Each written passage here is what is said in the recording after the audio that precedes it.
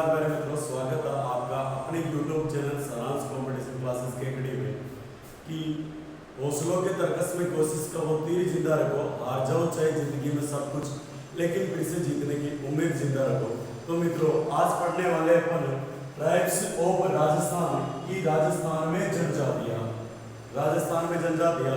और सबसे पहले बात करें मित्रों अपन जनजातियों के बारे में, तो भारत के अंदर, भारत में जनसंख्या के आधार पे, भारत में जनसंख्या के आधार पे सर्वाधिक यानी प्रथम स्थान पे कौन सा राज्य आता है जनजातियों के अंदर? तो प्रथम स्थान पे आता है एमपी। कौन सा आता है? एमपी। और बात करें मित्रों कि राजस्थान का जनसंख्या के आधार पे भारत में कौन सा स्थान आता है? वो आता है 6th स्थान। कौन सा? राजस्थान का आता है 6वां स्थान। और बात करें कि 6वां स्थान यानी 5 कौन कौन से राज्य हैं, तो कौन कौन से? MP, Mahaudan, MP Mahaudan, Bihu Rajasthan, MP Mahaudan Bihu Rajasthan. यानी सबसे पहला हो जाएगा मध्य प्रदेश, महा से हो जाएगा महाराष्ट्र, महाराष्ट्र, उड़ से हो जाएगा उड़ीसा। कौन सा उड़ीसा? उड़ीसा। और बी से हो जाएगा बिहार, अगला हो जाएगा गुजरात और अगला हो जाएगा राजस्थान। कौन सा स्थान? राजस्थान। और आगे बात करेंगे मित्रों कि भारत में जनजातियों के प्रतिशत के हिसाब से, भारत में जनजातियों के प्रतिशत के हिसाब से, किसके हिसाब से? प्रतिशत के हिसाब से प्रथम राज्य कौन सा आता है, यानी जो फर्स्ट राज्य आता है वो कौन सा आता है? प्यारे मित्रों, इधर बात करें तो मिजोरम। कौन सा रंग? मिजोरम आता है प्रतिशत के हिसाब से प्रथम स्थान पे। और बात करें कि राजस्थान का स्थान आता है कौन सा? 13वां स्थान किसका आता है? राजस्थान का। कौन से स्थान का? राजस्थान का आता है 13वां स्थान। आगे बात करें कि राजस्थान के अंदर, किसके अंदर? राजस्थान में जनजातियों की जनसंख्या के आधार पर, किसके आधार पे? जनसंख्या के आधार पे सर्वाधिक जनजातियां किस जिले में पाई जाती है? तो जो सर्वाधिक जनजातियां पाई जाती है वो कौन से जिले के अंदर है? राजस्थान में उदयपुर। कौन सा पुर? उदयपुर। और बात करें कि राजस्थान में जनजातियों की जनसंख्या के आधार पे न्यूनतम जनसंख्या, कौन सी संख्या? न्यूनतम जनसंख्या। और वो पाई जाती है कहाँ पे? बीकानेर में। कौन से नहर में? बीकानेर के में। चलिए मित्रों, आगे बात करते हैं अपन राजस्थान में, राजस्थान में प्रतिशत के आधार पे, किसके आधार पे? प्रतिशत के आधार पे सर्वाधिक जनजातियों की संख्या वो कौन से जिले के अंदर पाई जाती है? तो वो है प्रिय मित्रों अपना कौन सा? वाड़ा ही वाड़ा। कौन सा वाड़ा? बांसवाड़ा। कौन सा वाड़ा? बांसवाड़ा। और बात करें कि राजस्थान में प्रतिशत के हिसाब से न्यूनतम जनसंख्या वो कहाँ पे पाई जाती है? अपना गौर ही गौर। कौन सा गौर? नागौर। कौन सा गौर? नागौर के अंदर पाई जाती है। तो बहुत बार अपन को क्या किया जाता है? डायरेक्टली इनके बारे में क्वेश्चन पूछ लिया जाता है। आगे बात करें कि माणिक्यलाल, कौन सा? माणिक्यलाल, माणिक्यलाल आदिम जाति, आदिम जाति शोध संस्थान, शोध संस्थान जो जनजातियों के विकास में बढ़ावा देने में सहयोग करता है। और ये संस्था कहाँ पे है? पुर। कौन सा पुर? उदयपुर। कौन सा पुर? उदयपुर। और बात करें कि राजस्थान में सैलानियों का स्वर्ग कौन सा कहलाता? उदयपुर। झीलों की नगरी कौन सा कहलाता? उदयपुर। और राजस्थान का मक्का या भारत का मक्का मदीना कौन सा कहलाता? अजमेर। अंडों की टोकरी कहलाता अजमेर। और राजस्थान का हृदय कहलाता है अजमेर। चलिए पहले तो इधर से अपन ने क्या देखा कि भारत में जनसंख्या के आधार पे प्रथम स्थान पे कौन सा राज्य आता है? एमपी। और राजस्थान का स्थान आता है 6th स्थान यानी 6वां स्थान। और ट्रिक की बात करें कि 5 कौन कौन से राज्य है? एमपी, महाउड़ान बिहू राजस्थान, मध्य प्रदेश, महाराष्ट्र, उड़ीसा, बिहार, गुजरात, राजस्थान।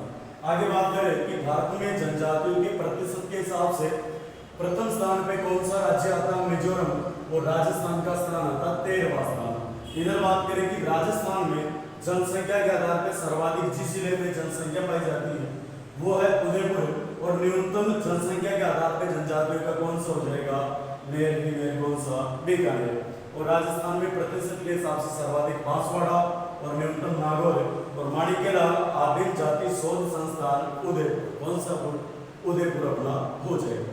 चलिए मित्रों, तो यहाँ से देखते हैं अपन कि राजस्थान में मुख्यतः जनजातियों में 12 जनजातियां पाई जाती है। कितनी जनजातियां? 12 जनजातियां पाई जाती है। और इधर अपन बात करें 12 जनजातियों के बारे में, तो सबसे पहले हो जाएगी मेणा, बेल, गरासिया, सहरिया, कंजर, गालवेलिया, कथोड़ी, सांसी, डामोर, मेर, मेरात और राव। आगे बात करें जनजातियों के बारे में तो जनसंख्या के आधार पे, किसके आधार पे? जनसंख्या के आधार पे, जनसंख्या के आधार पर जनजाति, आधार पर जनजातियां। तो इधर हो जाएगी यानी जनसंख्या में सर्वाधिक कौन सी है? मीणा, मीणा के बाद में भील और भीलों के बाद में गरासिया। कौन सी सिया? गरासिया। और आगे मित्रों बात करें अपन कि राजस्थान में अनुसूचित जनजाति का लिंगानुपात कितना है? 948। राजस्थान में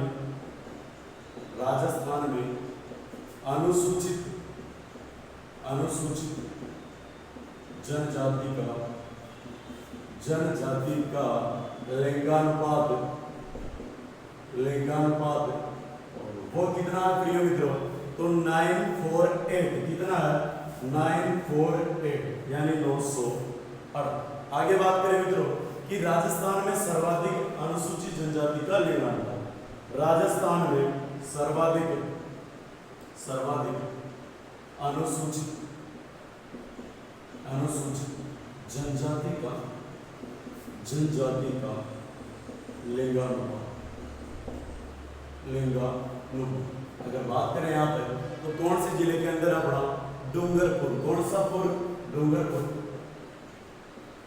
यानी इनकी सर्वाधिक संख्या कहाँ पे पाई जाती है?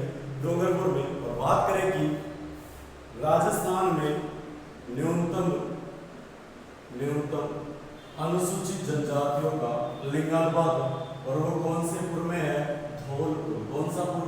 धौलपुर। वही सीधी है दोस्तों जहाँ पे सर्वप्रथम या सबसे पहले राजस्थान में सूर्योदय होता है। क्या होता है? सूर्योदय होता है। आगे बात करें मित्रों तो संविधान के अंदर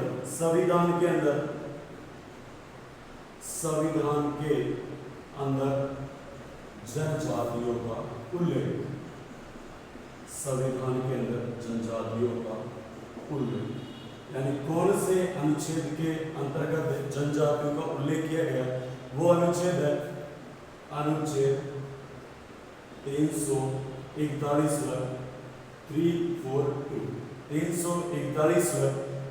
के अंदर किनका उल्लेख किया गया है? जनजातियों का उल्लेख किया गया। आगे बात करें माणिक्यलाल बर्मा आदि जाति शोध संस्थान कहाँ पे था? उदयपुर के अंदर था।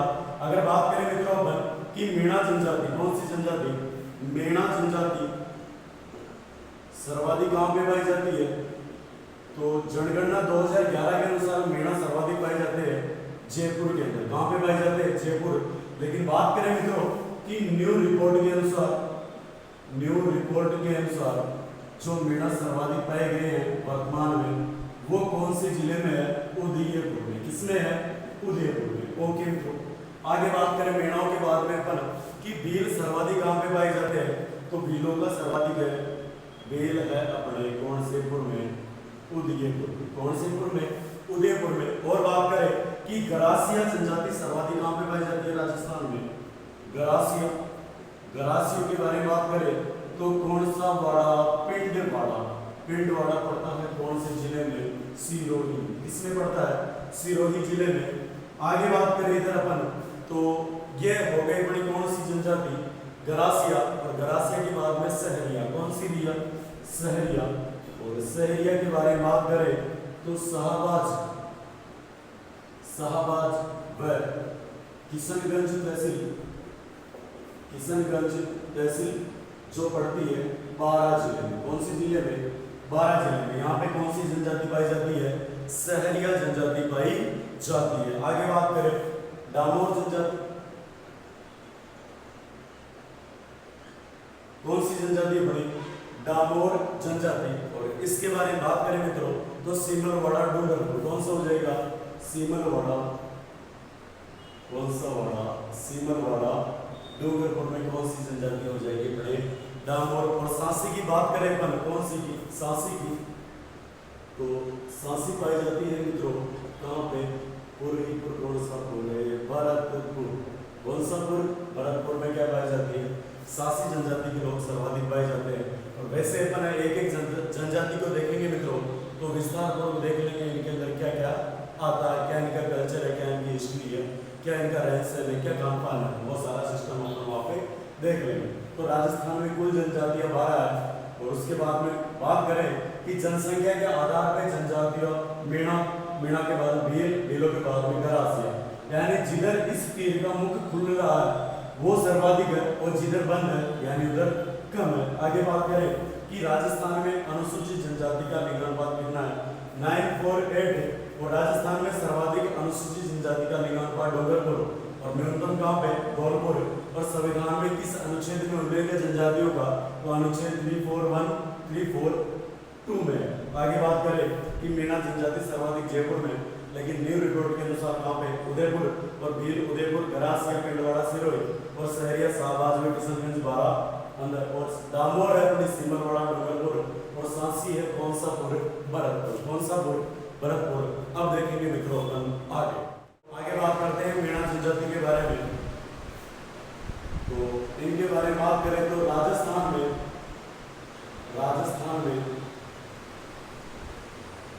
जनसंख्या में प्रथम स्थान कौन सी जनजाति का, मीणा जनजाति का।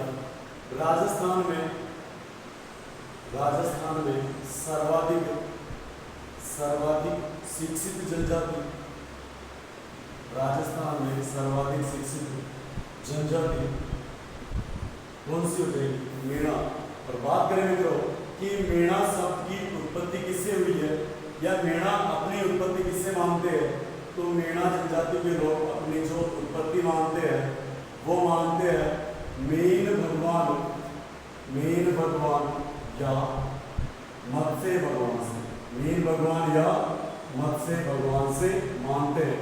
और बात करें प्रिय मित्रों कि मीणा का शाब्दिक अर्थ क्या होता है, मीणा का शाब्दिक अर्थ वो होता है मछली। क्या होता है, मछली, जिसे आप इंग्लिश में बोलते हो फिश। क्या बोलते हो, फिश। और बात करें प्रिय मित्रों मीणाओं के बारे में था तो आमेर में अगर बात करें कि जब आमेर में मीणाओं का अधिकार हुआ करता था, किनका अधिकार, मीणाओं का अधिकार हुआ करता था, उसमें एक व्यक्ति हुआ था दुले राय। कौन सा राय, दुले राय। इसने किनको हराया, मीणाओं को हराया।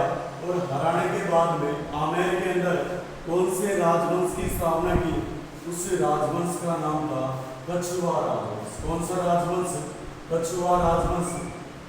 और बात करें प्रिय मित्रों कि 967 ईस्वी के अंदर मीणाओं ने किसकी स्थापना की थी, आमेर की स्थापना की थी। किसकी स्थापना की थी, आमेर की स्थापना की थी। किन्होंने, मीणाओं ने। और आगे बात करें प्रिय मित्रों कि 1207 ईस्वी में, कब की घटना है, 1207 ईस्वी के अंदर एक व्यक्ति हुआ था कोकिल देव। कौन सा देव, कोकिल देव। और इसी कोकिल देव ने मित्रों मीणों को हराकर, किनको हराकर, मीणों को हराकर, बात करें कि आमेर के अंदर, कहाँ पे, आमेर में, या आमेर को क्या बनाया था, राजधानी बनाया था। क्या बनाया था, राजधानी बनाया था। अगर तुमको पूछा जाए कि आमेर को सर्वप्रथम राजधानी किसने बनाया था, कोकिल देव ने कब बनाया था, 1207 में। जबकि आमेर में कछुआ राजवंश की स्थापना किसने की है, दुल्हे राय ने। किसने की है, दुल्हे राय ने। आगे बात करें मित्रों इनके बारे में तो मीणाओं का जो पवित्र ग्रंथ होता है, मीणाओं का पवित्र ग्रंथ, उसका नाम है मेन पुराण। कौन सा पुराण, मेन पुराण। और इस मेन पुराण की रचना की थी, उनका नाम था संत मगन मुनि सागर। क्या नाम था, संत मगन मुनि सागर। और इस ग्रंथ की रचना की थी 1944 में। कब की गई थी, 1944 में। अगर बात करें मित्रों तो इस ग्रंथ के अंदर, कौन से ग्रंथ में, मेन पुराण में। किसमें, मेन पुराण के अंदर मेणाओं की कितनी खापें मानी गई है? मेणाओं की मानी गई है 5200 खापें। कितनी खापें?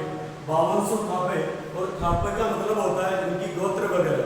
यानी मेणा जनजाति की संत मगर मुनि सागर के अनुसार इनका जो ग्रंथ है मीन पुराण, इनके अनुसार मेणाओं की 5200 खापें मानी जाती है। जबकि बात करें कि मेणाओं की सामान्य खापें कितनी मानी जाती है, तो सामान्य मानी जाती है 24 खापें। कितने मित्रों? 24 खापें यानी 24 गोत्रें मानी जाती है। तो ये हो गए इनके अनुसार। और बात करें मित्रों इनके बारे में, तो मेणाओं का जो मुखिया होता है, मेणा जनजाति का मुखिया, वो क्या कहलाता है? मुखिया कहलाता है पंच पटेल। पंच पटेल या पटेल कहलाता है। पंच पटेल या पटेल कहलाता है। मेणाओं का घर, मेणाओं का घर क्या कहलाता है? छपरा।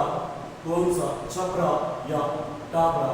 अगर बात करें प्रिय मित्रों कि मेणाओं के द्वारा जो इनके छपरा या टापरा होता है उस पे एक चित्र बनाया जाता है। कौन सा चित्र?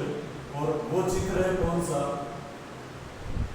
थोड़ा बहुत समझ में आ रहा होगा, मोरनी चित्र। कौन सा? मोरनी। तो इनके द्वारा घरों या छपरों पे कौन से मांडने बनाए जाते हैं? वो मांडने हैं कौन से? मोरनी मांडना। कौन सा मित्रों? मोरनी मांडना।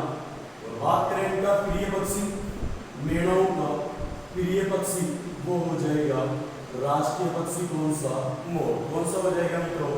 मोर हो जाएगा इनका कौन सा? राष्ट्रीय पक्षी। आगे बात करें कि मेणा जनजाति की महिलाओं द्वारा, मेणा जनजाति की महिलाओं द्वारा एक आभूषण पहना जाता है और उस आभूषण का नाम है सीता रसी। कौन सा रसी? सीता रसी। अरे कुंगाड़ी का नाम सुना है, वही कौन सा? सीता रसी। उसे क्या बोलते हैं? कुंगाड़ी। कौन सा आभूषण हो गया महिलाओं का? कुंगाड़ी। और बात करें इनके बारे में, मेणाओं द्वारा जो गीत गाए जाते हैं, कौन से? मेणाओं द्वारा जो गीत गाए जाते हैं, आपने देखा होगा बहुत बार मेणाओं के जो ट्रैक्टर में गाने चलते हैं उनमें एक धुन आपको सुनाई देगी और वो कौन सी होती है? डिंग चिक वाली। कौन सी? डिंग चिक वाली। तो इनका जो गीत होता है मित्रों वो कौन सा कहलाता है? ढांचा। कौन सा कहलाता है? मेणाओं का गीत कहलाता है ढांचा। कौन सा? ढांचा। अगर बात करें कि मेणाओं के कुल देवता, मेणाओं के कुल देवता तो कौन से? बुझ देवता। कौन से देवता है? बुझ देवता। अब आगे बात करेंगे मित्रों इनके आराध्य देव के बारे में। किनके बारे में?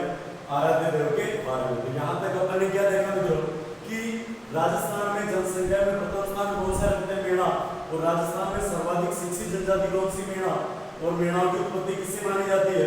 मीन भगवान या मत्स्य भगवान से। और मेणा का शाब्दिक अर्थ क्या होता है? मछली होता है। और आमेर में मेणाओं को सर्वप्रथम दुल्हे राय ने हरा के कौन से राजवंश की स्थापना की थी? कछुआ राजवंश की। और मेणाओं ने 967 के अंदर आमेर को बसाया। और कोकिल देव के बारे में बात करें तो 1207 ईस्वी में कोकिल देव ने मेणाओं को हराकर सर्वप्रथम आमेर को क्या बनाया था? राजधानी बनाया था। मेणाओं के घर कहलाते छपरा या टापरा। इसमें मांडने बनाते मोरनी मांडना। तो इनके प्रिय पक्षी कौन सा हो गया? मोर। और इनके द्वारा गीत गाए जाते हैं कौन सा? ढांचा। कौन सा? ढांचा। और बात करें इनका पवित्र ग्रंथ कौन सा? मीन पुराण। जिसके रचनाकार कौन है? संत मगर मुनि सागर, जिन्होंने रचना की थी 1944 में। और मीन पुराण के अनुसार मेणाओं की मानी जाती है 5200 खापें, जबकि सामान्य होती है 24 यानी 24 खापें मानी गई। इनका जो मुखिया होता है वो कहलाता है पंच पटेल। क्या कहलाता है? पंच पटेल। और इनकी महिलाओं द्वारा एक आभूषण पहना जाता है और उस आभूषण का नाम है कुंगाड़ी। कौन सा? कुंगाड़ी या सीता रसी। और इनका जो कुल देवता है बुझ देवता। कौन सा देवता? बुझ देवता। चलो आगे बात करते हैं मेणाओं के बारे में। अपन ने देखा कि कुल देवता कौन सा है? कुल देवता है इनका बुझ देवता। कौन सा देवता? बुझ देवता। जबकि बात करें मित्रों कि मेणाओं का आराध्य देव कौन सा देव? मेणाओं का आराध्य देव। और उनका क्या नाम है? भूरिया बाबा। कौन से बाबा? भूरिया बाबा, जिनको बोला जाता है गौतमेश्वर बाबा। कौन से बाबा? गौतमेश्वर बाबा। गौतमेश्वर बाबा। और इनका जो मंदिर है, मंदिर कहाँ पे है? अरनोद प्रतापगढ़ में। कहाँ पे है? अरनोद प्रतापगढ़। और बात करें इनके बारे में कि मेणा जनजाति के लोग, मेणा जनजाति के लोग, जनजाति के लोग कभी भी इनकी झूठी कसम नहीं खाते बोले प्राण निकल जाएंगे, लेकिन भूरिया बाबा की मीणा जनजाति के लोग क्या नहीं खाएंगे, झूठी कसम नहीं खाएंगे। आगे बात करें कि मीणा जनजाति की जो शक्ति उपासक देवी है, शक्ति उपासक देवी वो कौन सी है? जीण माता। कौन सी माता? जीण माता। और मित्रों जीण माता का जो मंदिर है वो कहाँ पे? रेवासा सीकर। कहाँ पे है? रेवासा सीकर। और बात करें इनके बारे में तो इन माता जी के कितने प्याले प्याले क्या चढ़ाए जाते हैं? शराब के चढ़ाए जाते हैं। किसके चढ़ाए जाते हैं? शराब के। और करणी माता के बारे में बात करें, इनके मंदिर में पाए जाते हैं सफेद चूहे, जिनको बोला जाता है काबा। क्या बोला जाता है? काबा बोला जाता है। आगे बात करें इनके बारे में, इनमें जो तलाक होता है मीणाओं में, तलाक उसे क्या बोलते हैं? छेड़ाछूट। क्या बोलते हैं? छेड़ाछूट। यानी क्या किया जाता है? जो महिला होती है उसके पल्ले के अंदर हस्बैंड द्वारा, पति द्वारा क्या बांध दिया जाता है? सिक्का बांध दिया जाता है और पल्लू को फाड़ दिया जाता है। क्या कर दिया जाता है? सिक्के के माध्यम से फाड़ दिया जाता है, जिसे क्या बोला जाता है? छेड़ाछूट। यानी मीणा जनजाति का तलाक क्या कहलाता है? छेड़ाछूट कहलाता है। आगे बात करें मित्रों तो मीणा जनजाति दो प्रकार की होती है। मीणा जनजाति सामान्यतः कितने प्रकार की मीणा माने जाते हैं? दो प्रकार के। पहले कौन से मीणा? जमींदार मीणा। कौन से मीणा? जमींदार मीणा। और दूसरे माने जाते हैं चौकीदार मीणा। कौन से मीणा? चौकीदार मीणा। अगर जमींदारों के बारे में बात करें तो इनका मुख्य कार्य, मुख्य व्यवसाय क्या था? कृषि प्लस पशुपालन करना। क्या करना? कृषि प्लस पशुपालन करना। और बात करें चौकीदार मीणाओं का तो इनका मुख्य कार्य था मित्रों, एक तो क्या? चौथ वसूलना। क्या करना? चौथ वसूलना तथा कर देना। क्या देना? कर इकट्ठा करना। यानी राजा महाराजों को पूरा विश्वास होता था कि कहीं से यदि कर नहीं आ रहा तो किनको भेजना है? मीणाओं को। और ये जाके अपने चौकीदार मीणा, जिनका मुख्य कार्य था चौकीदारी करना और कहीं आसपास से कर वसूल करना, इनका काम था चौकीदार मीणाओं का। किनका काम था? चौकीदार मीणाओं का। आगे बात करें इनके बारे में तो अब पढ़ेंगे इनके ऊपर एक कानून लगाया गया था जयपुर रियासत के अंदर, उसका नाम था जराय पैसा, जिसको देखेंगे अपन थोड़ा आगे निकलो, है ना। तो यहाँ से देखा कि कुल देवता कौन सा हो गया? बुद्ध देवता, आराध्य देव भूरिया बाबा गोपनेश्वर। और मीणा जनजाति के लोग इनकी झूठी कसम नहीं खाते। और इनका जो मुख्य मंदिर है वो कहाँ पे? अरनोद प्रतापगढ़ के अंदर। कहाँ पे है? अरनोद प्रतापगढ़ के अंदर। और बात करें कि शक्ति उपासक देवी इनकी है जीण माता, जिनका मंदिर है रेवासा सीकर के अंदर। और इनमें तलाक कहलाता है छेड़ाछूट मीणा माने जाते हैं। मुख्यतः दो प्रकार के, जमींदार मीणा और चौकीदार मीणा। चलिए मित्रों बात करते हैं मीणाओं के बारे में। आगे बात करें मीणाओं के बारे में तो यहाँ से देखेंगे अपन कि जयपुर रियासत, कौन सी रियासत? जयपुर रियासत के अंदर क्या किया गया था? 1930 के अंदर। कब? 1930 में जयपुर रियासत में कानून लाया गया मीणाओं के विरुद्ध। और उस कानून का नाम था जरायम पैसा कानून। कौन सा? जरायम पैसा कानून। और इस कानून के तहत ऐसा था कि मीणा जनजाति कौन सी? आपराधिक जनजाति। कौन सी? अपराध करने वाली जनजाति है। इसलिए मीणा जनजाति के सभी बंधुओं को, सभी भाई बंधुओं को क्या करना पड़ेगा? रेगुलर थाने में जाकर हाजिरी देनी पड़ेगी। क्या करनी पड़ेगी? रेगुलर थाने में हाजिरी देनी पड़ेगी। वो सिस्टम क्या रखा गया था कि 25 वर्ष, कितने वर्ष? 25 वर्ष या इससे प्लस जितने भी महिला व पुरुष है इनको रेगुलर यानी रोजाना नजदीकी थाने में क्या देनी पड़ेगी? नजदीकी थाने में देनी पड़ेगी भैया हाजिरी। क्या देनी पड़ेगी? हाजिरी देनी पड़ेगी। और जैसे भाई मीणा जनजाति के लोग ये हाजिरी देने चले गए 25 प्लस वाले, तो उनके घर पे टावर रहता थे 19, 20, 21, 22, 23। तो उन थानेदारों को लगता था कि भाई साहब क्या पता इधर ये हाजिरी देने आ जाए और इनकी जो संतानें हैं वो क्या करने? पीछे से अपराध करने चली जाए। तो इनका क्या मानना था कि आपकी यदि कोई संतान है 12 वर्ष प्लस, कितनी? यानी 12 वर्ष प्लस, यानी 12 वर्ष से अधिक की कोई संतान आपके, तो उसकी थाने के अंदर क्या देनी पड़ेगी भैया? जानकारी देनी पड़ेगी। क्या देनी पड़ेगी? जानकारी। इस प्रकार अपन देखें कि 1930 में जयपुर रियासत के अंदर कौन सा कानून? जरायम पैसा कानून लगाया गया। और बात करें मित्रों कि बहुत ज्यादा परेशान आ गए थे मीणा जनजाति के लोग, इधर भी जाए तो उनके बुरी दृष्टि से देखा जाता था, यानी एक आपराधिक होना, बिना मतलब के आपराधिक होना क्या माना जाता है कि बहुत बुरा शब्द इनके लिए माना गया था। तो एक व्यक्ति हुए थे उस जमाने के अंदर जिन्होंने मेढ़ों की दशा सुधारने का कार्य किया, और उस व्यक्ति का नाम था कौन सा बाबा? ठक्कर बाबा। कौन सा बाबा? ठक्कर बाबा। कौन सा बाबा? ठक्कर बाबा। इन्होंने क्या किया मित्रों? जयपुर का प्रधानमंत्री हुआ करता था। कहाँ का? जयपुर का प्रधानमंत्री हुआ करता था मिर्जा इस्माइल। कौन सा इस्माइल? मिर्जा इस्माइल, यानी हमेशा क्या देता रहता था? इस्माइल। तो इसको पत्र किसने लिखा? ठक्कर बाबा ने। और लिखा कि भाई साहब मेढ़ों को बहुत दुर्दशा हो रही है, बेचारों को बिना काम में अपराध घोषित कर दिया जाता है, तो आप क्या करो, इन मेढ़ों के स्थिति में सुधार किया जाए। तो मिर्जा इस्माइल वही व्यक्ति है मित्रों जिन्होंने जयपुर के अंदर, कहाँ पे? जयपुर में एक रोड का निर्माण करवाया था, और उस रोड का क्या नाम है? MI road. कौन सा रोड है? एमआई रोड है। और बात करें कि ये जो प्रधानमंत्री हुआ करते थे, प्रधानमंत्री वो किसके हुआ करते थे? मान सिंह द्वितीय के हुआ करते थे। किसके हुआ करते थे? मान सिंह द्वितीय के प्रधानमंत्री हुआ करते थे। और बात करें कि जयपुर को कहा जाता है राजस्थान की गुलाबी नगरी, और इस जयपुर को गुलाबी रंग से रंगवाया था किसने? मान सिंह द्वितीय ने। किसने? मान सिंह द्वितीय ने। जबकि बात करें कि जयपुर की स्थापना किसने करवाई थी?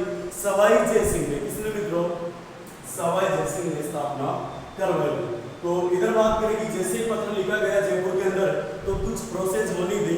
वो प्रोसेस ऐसी हुई कि 3 जुलाई 1946 को, कब? 3 जुलाई 1946 को घोषणा कर दी गई कि कौन सा नियम है, अपना जराए पैसा कानून क्या कर दिया गया है? रद्द कर दिया गया। इसकी घोषणा तो कब हो जाती है? 3 जुलाई 1946 को। लेकिन आपको पता है कि राजस्थान में जो भी कार्य होता है वो होने के बाद में बस 4-5 महीने या 1-2 साल तो उसको धरातल पर आने के लिए लग जाते हैं। तो इधर बात करें, घोषणा हो गई 3 जुलाई 1946 को, लेकिन जराइम पैसा जो कानून है ये पूर्णतः समाप्त कब हुआ? पूर्णतः समाप्त हुआ 1952 में। कब हुआ? 1952 में क्या हुआ? जराइम पैसा कानून पूर्णतः समाप्त हुआ। आगे बात करें मित्रों कि कर्नल टोड के अनुसार, किनके अनुसार? कर्नल टोड के अनुसार, जो कहलाते हैं राजस्थान के इतिहास के पिता घोड़े वाले बाबा, जिन्होंने गुरु शिखर को बोला था संतों का शिखर। कौन सा शिखर? संतों का शिखर। तो ये कहाँ पे कम रहने वाले थे, तो इन्होंने भी वैसा मेढ़ों के बारे में कोटेशन बोल दी। और वो क्या बोली थी? इन्होंने बताया था कि जयपुर के शासकों का, कहाँ के शासकों का? जयपुर के कछुआ शासकों का जो राज्याभिषेक होता था, क्या होता था? राज्याभिषेक। वो एक गांव पड़ता है, कौन सा? काली कोहर गांव। कौन सा गांव? काली कोहर गांव। यहाँ के जो मेढ़ा हुआ करते थे उनके पैर के अंगूठे के रक्त से, किनसे? काली कोहर के मेढ़ाओं के पैर के अंगूठे के रक्त से, अंगूठे के रक्त से इनका राज्याभिषेक होता था। क्या होता था? राज्याभिषेक होता था। राज्याभिषेक होता था। यानी कर्नल जेम्स टोड ने बोला था कि एक गांव पड़ता है कौन सा? काली को। यहाँ के जो मेढ़ा हुआ करते थे इनके पैर के अंगूठे के रक्त से जयपुर के कछुआ राजवंश के शासकों का क्या हुआ करता था? राज्याभिषेक हुआ करता था। इसलिए इनके बारे में एक कहावत प्रचलित है कि रानी जाया। कौन सा जाया? रानी जाया और मेणी जाया भाई भाई, मेणी जाया भाई भाई। ओके भाई, कौन सा हो गया? भाई भाई। तो इधर ये सारा वाला मामला किनके बारे में था? अपन को मेढ़ों के बारे में। किनके बारे में? मेढ़ों के बारे में। अब देखेंगे अपन कि मेढ़ा जनजाति में कितने प्रकार की जनजातियां होती है, या मेढ़ा जनजाति का विभाजन किस प्रकार होता है, वो देखेंगे मित्रों अपन आगे। चलिए मित्रों, यहाँ से अपन बात करें कि मेढ़ों के सामाजिक समूह कौन कौन से होते हैं, यानी मेढ़ा कितने प्रकार के पाए जाते हैं। तो सबसे पहले बात करें कि पड़िहार मेढ़ा। ये ऐसे मेढ़ा होते हैं जो पाटे का मांस खाते हैं। किसका? पाटे का मांस। और ये राजस्थान में पाए जाते हैं टोंक और भीलवाड़ा के अंदर। कहाँ पे? टोंक और भीलवाड़ा। आगे बात करेंगे नवाबों की नगरी कौन सी है? टोंक। जबकि राजस्थान की वस्त्र नगरी, टेक्सटाइल सिटी, या राजस्थान का मैनचेस्टर कौन सा है? अपना भीलवाड़ा। कौन सा वाड़ा? भीलवाड़ा। जबकि राजस्थान का नवीन मैनचेस्टर कौन सा है? भिवाड़ी अलवर को माना जाता है। दूसरा प्रकार माना जाता है रावत मेढ़ा, यानी ऐसे मेढ़ा जो हिंदू वन राजपूतों का क्या माना जाता है, मिक्सर रूप माना जाता है, और ये पाए जाते हैं कौन सी जिले के अंदर, अजमेर जिले के अंदर। और अगला है पुरानावासी मीणा। कौन सा मीणा, पुरानावासी मीणा, यानी जो परंपरा से राजस्थान के अंदर रहते थे वो कौन से मीणा है, पुरानावासी। जबकि नयावासी मीणा कौन से, जो बाद के दिनों में कहां पे आए हैं, राजस्थान के अंदर आए। अगला है उजला मीणा, यानी ऐसे मीणा जनजाति के लोग जो गाय व बैल का मांस नहीं खाते। क्या नहीं करते हैं, गाय व बैल का मांस नहीं खाते हैं। और बात करें मेला मीणा, यानी सभी प्रकार के मांस खाते हैं। और अगला है सूरतेवाल मीणा, जो पाए जाते हैं करौली के अंदर और अजमेर के अंदर। इधर है चौथिया मीणा, जिनका कार्य क्या होता था, चौथ वसूल करना, चौथ कर वसूल करना। और बात करें मित्रों असली मीणा या आग मीणा, कर्नल टोड ने इनको क्या बोला है, हेड या असली मीणा। तो इस प्रकार अपन ने मित्रों बात की है मीणा जनजाति के बारे में। और कमेंट करके एक बार जरूर बताएं कि आपको वीडियो कैसा लगा, और आगे की क्लासों के लिए एक बार जरूर आप अपनी राय दें कि क्या सुधार करना चाहिए, क्या नहीं करना चाहिए। तो इसी के साथ मैं अपनी वाणी को विराम देता हूँ। धन्यवाद मित्रों, नमस्कार।